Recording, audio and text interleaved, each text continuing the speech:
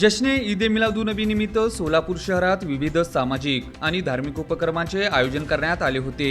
याच पार्श्वभूमीवर हिंद बहुउद्देशीय सामाजिक संस्थेच्या वतीने रक्तदान शिबिराचे आयोजन करण्यात आले होते।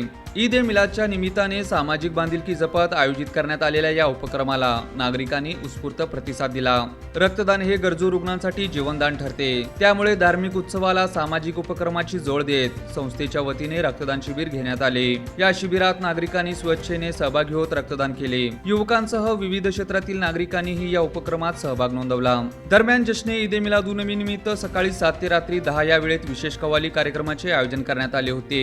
या कार्यक्रमात कर्नाटकातील प्रसिद्ध कव्वाल आणि सोलापूरचे नामांकित कव्वाल यांच्यात शानदार कव्वाली मुकाबला रंगला होता। कव्वालीच्या माध्यमातून पैगंबर मोहम्मद यांच्या शिकवणी, प्रेम, बंधुभाव आणि सामाजिक एकतेचा संदेश देण्यात आला। या कार्यक्रमासाठी विशेष तयार करण्यात आली होती। नागरिकांनी मोठ्या संख्येने उपस्थित राहून कार्यक्रमाचा आनंद घेतला।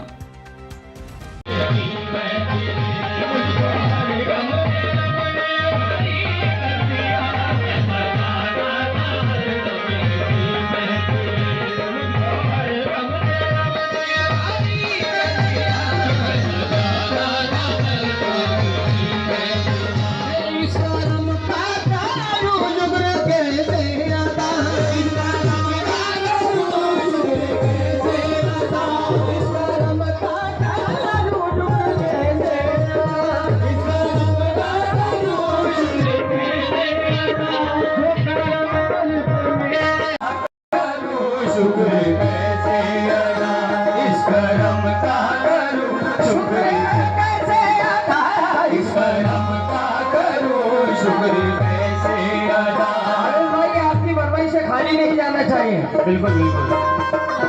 इस करम का करो शुक्र कैसे अदा, इस करम का करो शुक्र कैसे अदा, इस करम का करो शुक्र कैसे अदा, जो करम मुझ पे मेरे नबी कर दिया, इस करम का करो शुक्र कैसे अदा, जो करम का करो शुक्र कैसे अदा, जो करम मुझ पे मेरे नबी कर दिया, इस करम का करो शुक्र कैसे अदा, इस करम का करो।